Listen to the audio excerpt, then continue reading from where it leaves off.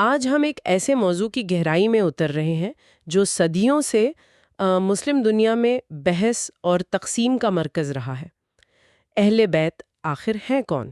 جی یہ صرف کوئی تاریخی یا مذہبی سوال نہیں ہے، اس کی جڑیں اتنی گہری ہیں کہ امت کی پوری تاریخ، اس کے نظریات اور اس کی سیاست، سب کچھ اسی ایک سوال کے گرد گھومتا نظر آتا ہے۔ بالکل، اور اس بحث کے مرکز میں چند بہت مشہور روایات ہیں، جیسے حدیث ثقلین ہے، اور خاص طور پر حدیث قصا، یعنی وہ چادر والی روایت۔ جی، آج ہم ان روایات کا جائزہ لیں گے، لیکن ایک خاص زاویے سے۔ ہمارے سامنے جو ماخذ ہیں وہ ان تمام روایات کو ایک حتمی معیار یعنی خود قرآن مجید کی کسوٹی پر پرکھنے کی کوشش کرتے ہیں۔ تو ہمارا مقصد کسی ایک نتیجے پر پہنچنا نہیں، بلکہ اس بحث کے پیچھے جو مختلف دلائل ہیں اور جو طریقے ہیں ان کو سمجھنا ہے۔ ہم یہ جاننے کی کوشش کریں گے کہ جب زبان اور قرآن کے اپنے سیاق و سباق کو بنیاد بنایا جائے تو اس موضوع پر ایک بالکل مختلف تصویر کیسے ابھرتی ہے۔ اچھا، تو آئیے بالکل شروع سے شروع کرتے ہیں۔ اہل بیت کی تعریف کے حوالے سے ایک بہت مشہور روایت صحابی رسول زید بن ارقم سے جوڑی جاتی ہے۔ جی، جب ان سے پوچھا گیا کہ اہل بیت کون ہے تو انہوں نے ایک بڑی جامع تعریف پیش کی۔ انہوں نے فرمایا کہ نبی اکرم صلی اللہ علیہ وسلم کی ازواج مطہرات بھی شامل ہیں، لیکن اہل بیت وہ بھی ہیں جن پر صدقہ حرام ہے۔ یعنی علی، عقیل، جعفر اور عباس کے خاندان۔ بالکل، یہ تو ایک بہت واضح اور وسیع تعریف لگتی ہے۔ جی، اور یہ ایک بہت اہم نقطہ آغاز ہے، لیکن یہاں سے معاملہ واقعی دلچسپ ہو جاتا ہے۔ یہ روایت اپنی جگہ، لیکن ہمارے ماخذ میں جو بنیادی نقطہ اٹھایا گیا ہے وہ طریقہ کار کا ہے۔ طریقہ کار کا مطلب یہ کہ وہ کہتے ہیں کہ کسی بھی اسلامی اصطلاح کو سمجھنے کے لیے ہمارا پہلا پڑاؤ ہمیشہ قرآن ہونا چاہیے۔ قرآن خود کو میزان کہتا ہے، یعنی ترازو، اور فرقان یعنی حق و باطل میں فرق کرنے والی کسوٹی۔ تو کیوں نہ سب سے پہلے اسی سے پوچھا جائے کہ اہل بیت کا کیا مطلب ہے؟ ٹھیک ہے، یہ ایک منطقی طریقہ لگتا ہے۔ تو قرآن اس لفظ کے بارے میں کیا کہتا ہے؟ کیا وہ اس کی کوئی واضح تعریف کرتا ہے؟ قرآن یہاں دو سطحوں پر ہماری رہنمائی کرتا ہے، اور دونوں ہی بہت دلچسپ ہیں۔ اچھا، پہلی سطح ہے زبان کی۔ عربی زبان میں اہل بیت کا سیدھا سادہ مطلب ہے گھر والے۔ گھر والے۔ جی، جب کوئی عرب کہتا ہے میرے اہل بیت تو اس سے سب سے پہلے مراد اس کی بیوی اور وہ بچے ہوتے ہیں جو اس کے ساتھ اسی گھر میں رہتے ہیں۔ یہ تو بالکل ہماری اردو زبان جیسا ہے۔ جب ہم کہتے ہیں گھر والوں کو لے کر آنا ہے تو سب سے پہلے ذہن بیوی بچوں کی طرف ہی جاتا ہے۔ بالکل، زبان میں اتنی لچک تو ہوتی ہے کہ نواسے پوتیاں بھی شامل ہو جائیں اگر وہ نانا یا دادا کے گھر کا حصہ ہیں، لیکن یہاں ایک باریک نقطہ ہے۔ وہ کیا؟ پورے قبیلے یا وسیع خاندان کے لیے عربی میں اول کا لفظ استعمال ہوتا ہے، جیسے آل فرعون۔ لفظ بیت یعنی گھر وہ خود اس مفہوم کو ایک چار دیواری تک محدود کرتا ہے نا؟ صحیح۔ اب آتے ہیں دوسری اور زیادہ اہم سطح پر، یعنی قرآن کے اپنے سیاق و سباق کے اعتبار سے۔ آپ کی مراد آیت تطہیر سے ہے جو سورۃ الاحزاب میں آتی ہے؟ جی بالکل، یہ آیت اس پوری بحث کا مرکز ہے۔ اگر کوئی شخص صرف سورۃ الاحزاب کا سادہ ترجمہ بھی کھول کر پڑھ لے تو ایک حیران کن بات سامنے آتی ہے۔ کیا؟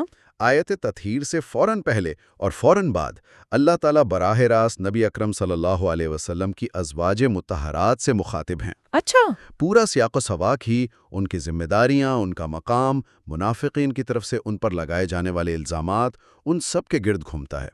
آیات میں انہیں کہا جا رہا ہے کہ اے نبی کی بیویوں، تم عام عورتوں کی طرح نہیں ہو، اپنے گھروں میں ٹھہری رہو، اللہ اور اس کے رسول کی اطاعت کرو۔ اور اسی گفتگو کے بیچ میں یہ آیت آتی ہے، اللہ تو یہی چاہتا ہے گھر والوں کہ تم سے ہر قسم کی گندگی دور کر دے اور تمہیں خوب پاک صاف کر دے۔ ایک منٹ، تو آپ یہ کہہ رہے ہیں کہ یہ آیت ایک لمبی گفتگو کا حصہ ہے جو نبی اکرم صلی اللہ علیہ وآلہ وسلم کی بیویوں سے ہو رہی ہے؟ یہ کوئی الگ تھلگ آیت نہیں ہے؟ بالکل، یہ ایسا ہی ہے جیسے ایک قانونی دستاویز کی شق نمبر 5 کو سمجھنے کے لیے آپ کو شق نمبر 4 اور 6 کو بھی پڑھنا پڑتا ہے۔ صحیح۔ آپ اسے الگ کر کے اس کا مطلب نہیں نکال سکتے۔ اس تجزیے میں یہی نقطہ اٹھایا گیا ہے کہ جب قرآن کا بہاو اتنا واضح ہے تو اس سیاق و سباق میں اہل بیت سے ازواج کے علاوہ کسی اور کو مراد لینا متن کے ساتھ ایک بڑی زیادتی لگتی ہے۔ ٹھیک ہے، یہ دلیل اپنی جگہ بہت مضبوط ہے، لیکن پھر یہاں وہ بنیادی سوال پیدا ہوتا ہے جس کا آپ نے شروع میں ذکر کیا تھا، طریقہ کار کا سوال۔ جی، بہت سے علماء اور مفسرین یہ کہتے ہیں کہ ہاں، قرآن کا سیاق و سباق عام ہے، لیکن بعد میں آنے والی روایات جیسے حدیث قصہ اس عام حکم کو کچھ خاص افراد کے لیے مخصوص کر دیتی ہیں۔ تخصیص جسے کہتے ہیں۔ جی، تخصیص ان کے نزدیک حدیث قرآن کے مفہوم کی تشریح کر رہی ہے۔ آپ نے بالکل صحیح نقطہ اٹھایا، اور یہی اس بحث کی اصل جڑ ہے۔ یہ دو مختلف منہاج یا میتھڈالوجیز کا ٹکراؤ ہے۔ ایک منہج کہتا ہے کہ حدیث قرآن پر قاضی ہے، یعنی حدیث قرآن کی تشریح و تخصیص کر سکتی ہے۔ لیکن ہمارے ماخذ میں جو نقطہ نظر پیش کیا گیا ہے وہ اس کے برعکس ہے۔ وہ یہ کہتا ہے کہ قرآن برہان قاطع ہے، یعنی حتمی دلیل۔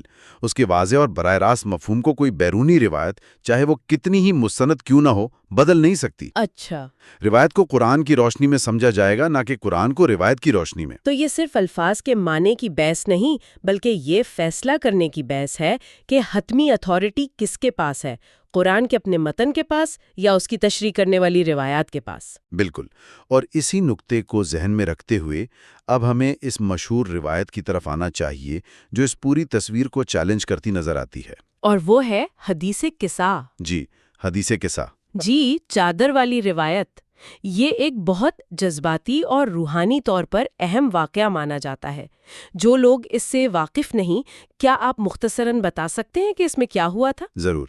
روایت کے مختلف نسخے ہیں، لیکن خلاصہ یہ ہے کہ ایک دن نبی اکرم صلی اللہ علیہ وسلم نے اپنی بیٹی سیدہ فاطمہ، اپنے داماد سیدنا علی اور اپنے نواسوں حسن اور حسین کو ایک چادر کے نیچے جمع کیا، اور پھر اللہ سے دعا کرتے ہوئے آیت تطہیر کا وہی حصہ تلاوت فرمایا کہ اے اللہ، یہ میرے اہل بیت ہیں، پس ان سے ہر قسم کی گندگی کو دور فرما اور انہیں پاک کر دے۔ تو جو لوگ اہل بیت کو ان 5 افراد تک محدود سمجھتے ہیں، ان کے لیے تو یہ ایک فیصلہ کن لمحہ ہے۔ وہ کہتے ہیں کہ دیکھیں، نبی اکرم صلی اللہ علیہ وسلم نے خود عمل کر کے بتا دیا کہ اس آیت سے مراد کون لوگ ہیں۔ یہ تو بہت واضح ثبوت لگتا ہے۔ بلا شبہ یہ ایک بہت مضبوط دلیل کے طور پر پیش کی جاتی ہے۔ اس نقطہ نظر کے مطابق یہ عمل ایک تعریف کا، ایک ڈیفینیشن کا عمل تھا۔ ٹھیک ہے، لیکن جو تجزیہ ہمارے ماخذ میں پیش کیا گیا ہے وہ اس واقعے کو ایک مختلف زاویے سے دیکھتا ہے۔ وہ سوال اٹھاتا ہے کہ کیا یہ عمل تعریف کا تھا یا دعا کا؟ تعریف یا دعا، اس میں کیا فرق ہے؟ بہت بڑا فرق ہے۔ اگر یہ تعریف کا عمل تھا تو اس کا مطلب ہے کہ نبی اکرم صلی اللہ علیہ وسلم قرآن کی ایک آیت کا مطلب ہمیشہ کے لیے متعین کر رہے تھے۔ صحیح۔ لیکن اگر یہ دعا کا عمل تھا تو اس کا مطلب ہے کہ آپ صلی اللہ علیہ وسلم اپنی اولاد کے لیے اللہ سے وہی پاکیزگی اور مقام مانگ رہے ہیں جس کا وعدہ قرآن میں ان کی ازواج سے کیا گیا تھا۔ اچھا، یہ محبت کا ایک خوبصورت اظہار تھا کہ اے اللہ، جس طرح تو نے میرے گھر کی بنیاد یعنی میری بیویوں کو پاکیزگی عطا کرنے کا وعدہ کیا ہے، اسی طرح میرے گھر کی شاخوں یعنی میری بیٹی اور نواسوں کو بھی اسی پاکیزگی میں شامل فرما۔ لیکن یہاں ایک بہت اہم سوال پیدا ہوتا ہے، اور یہ بات مجھے ہمیشہ الجھاتی ہے۔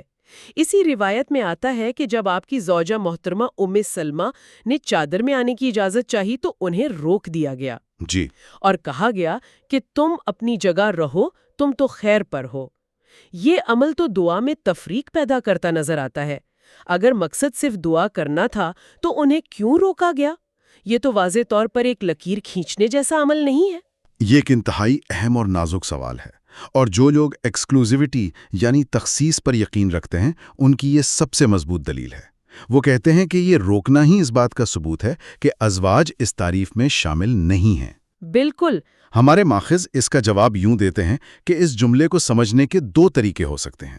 ایک طریقہ ہے اسے اخراج یعنی ایکسکلوژن کے طور پر دیکھنا، اور دوسرا طریقہ اسے تصدیق یعنی افرمیشن کے طور پر دیکھنا۔ اچھا، یہ دلچسپ ہے، اس کی وضاحت کریں۔ تم اپنی جگہ رہو، تم تو خیر پر ہو کا یہ مطلب بھی ہو سکتا ہے کہ تمہیں اس چادر میں آ کر تصدیق کی ضرورت نہیں، تمہاری پاکیزگی کی گواہی تو قرآن کی آیت پہلے ہی دے چکی ہے، تم تو اپنی جگہ پر محفوظ ہو۔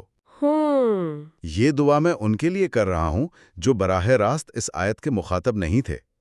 اس نقطہ نظر سے یہ عمل ام سلمہ کی نفی نہیں بلکہ ان کے قرآنی مقام کی تصدیق بن جاتا ہے۔ یعنی جیسے ایک والد اپنے ایک بیٹے کی کامیابی پر کہے کہ تم تو کامیاب ہو ہی، اور پھر دوسرے بچوں کی طرف متوجہ ہو کر ان کے لیے دعا کرے۔ بالکل یہی مثال ہے۔ تو ایک ہی واقعے کی 2 بالکل مختلف تشریحات، ایک اسے قرآنی تعریف کو بدلنے والا عمل سمجھتی ہے اور دوسری اسے قرآنی تعریف کی توسیع کے لیے کی جانے والی دعا۔ جی، اور یہ دونوں تشریحات اس بات پر منحصر ہیں کہ آپ حدیث کو قرآن پر حاکم مانتے ہیں یا قرآن کو حدیث پر۔ صحیح۔ اور اسی سے جڑا ایک اور دعویٰ کیا جاتا ہے کہ آیت تطہیر نازل ہی اس چادر والے واقعے کے بعد ہوئی تھی، یعنی اس کا شان نزول ہی یہی واقعہ ہے۔ جی یہ بھی سنا ہے۔ لیکن جیسا کہ ہم نے بات کی، یہ آیت سورۃ الاحزاب میں بیویوں سے متعلق گفتگو کے درمیان میں ایک موتی کی طرح جڑی ہوئی ہے۔ اسے وہاں سے نکال کر کسی دوسرے واقعے سے جوڑنا قرآن کے اپنے بیانیے اور ساخت کو توڑنے کے مترادف ہے۔ ٹھیک ہے، اب ان تمام باتوں کو جوڑتے ہیں کیونکہ یہ بحث صرف علمی اور مذہبی نہیں رہی، اس کے بہت گہرے سیاسی نتائج نکلے ہیں۔ جی بالکل۔ ان روایات سے جو سب سے بڑا نتیجہ نکالا جاتا ہے وہ یہ ہے کہ اس عمل کے ذریعے سیدنا علی اور ان کے خاندان کے لیے ایک خاص روحانی اور سیاسی مقام متعین کر دیا گیا، جو خلافت کی طرف ایک واضح اشارہ تھا۔ جی، اور یہ ایک بہت بڑا دعویٰ ہے۔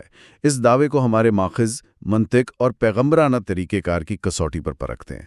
کیسے؟ وہ ایک سادہ سا سوال اٹھاتے ہیں۔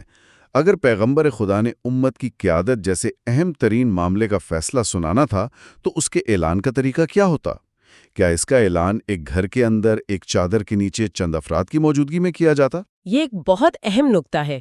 تاریخ تو ہمیں بتاتی ہے کہ بڑے اور اہم اعلانات ہمیشہ کھلے عام کیے جاتے تھے۔ بالکل۔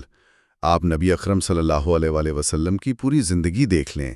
جب دین کے بنیادی احکامات آئے، جب اہم معاہدے ہوئے، جب جنگوں کا اعلان ہوا، اور سب سے بڑھ کر حجۃ الوداع کا خطبہ، جہاں دین کی تکمیل کا اعلان ہوا، یہ سب کچھ کہاں ہوا؟ کھلے میدانوں میں، ہزاروں لاکھوں صحابہ کے سامنے، واضح اور باآواز بلند خطبات کی شکل میں۔ تو یہ کیسے ممکن ہے کہ امت کی قیادت جیسا سنگین معاملہ اسے اس طرح ایک نجی محفل میں بیان کر دیا جائے؟ تو اس تجزیے کے مطابق محبت کے ایک ذاتی عمل سے اتنا بڑا سیاسی نتیجہ اخذ کرنا منطقی طور پر درست نہیں ہے۔ ماخذ کا نقطہ نظر یہی ہے کہ یہ معاملے کو اس کے اصل حجم سے بہت زیادہ بڑھا کر پیش کرنے کے مترادف ہے، جیسے کسی خوبصورت دعا کو سیاسی منشور بنا دیا جائے۔ علیہ وسلم کی اپنی اولاد کے لیے گہری محبت کا ایک بے مثال نمونہ قرار دیتے ہیں، لیکن اسے خلافت یا سیاسی جانشینی کا اعلان نہیں مانتے۔ ان کے نزدیک اتنا بڑا اعلان اس طرح اشاروں کنایوں میں نہیں کیا جا سکتا تھا۔